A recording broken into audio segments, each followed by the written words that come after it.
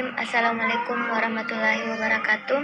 Perkenalkan, nama saya Febriani, NIM 200222047.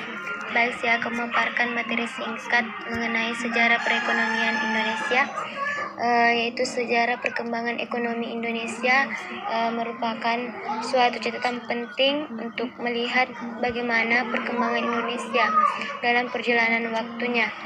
Perekonomian Indonesia dari masa ke masa, melihat dinamika perjalanan ekonomi Indonesia, pendekatan historis layak dikedepankan.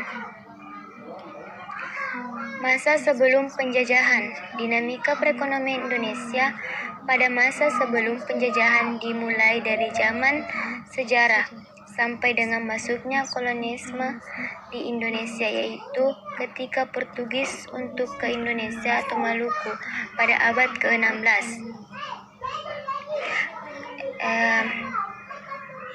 Masa penjajahan Portugis. Perjalanan historis Portugis dalam menjajah Indonesia dimulai dengan ekspedisi atau eksplorasi yang dikirim dari Malaka yang baru dilakukan dalam tahun 1512. Bangsa merupakan bangsa Eropa yang pertama tiba di kepulauan yang sekarang rempah-rempah yang berharga dan untuk memperluas usaha misionaris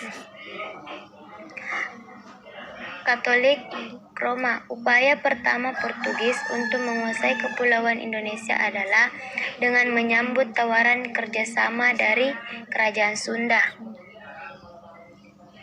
Bangsa Portugis adalah bangsa yang mempunyai keahlian dalam navigasi, pembuatan kapal dan persenjataan.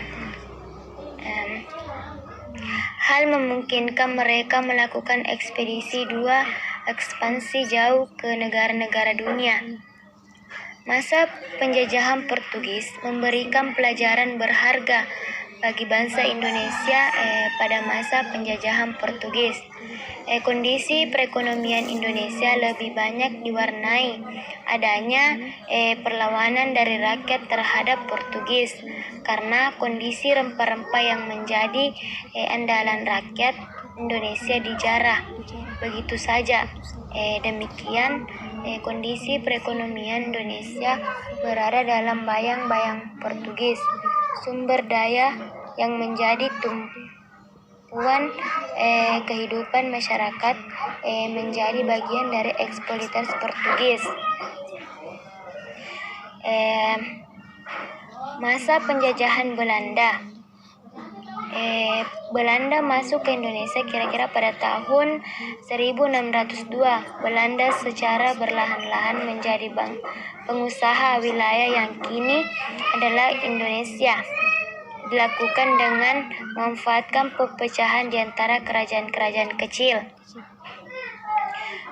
VOC benar-benar dibuat dalam rangka mengenai penguasaan perdagangan, sehingga beberapa kewenangan dimilikinya seperti mencetak uang, menyatakan perang dan damai, membuat angkatan bersenjata sendiri.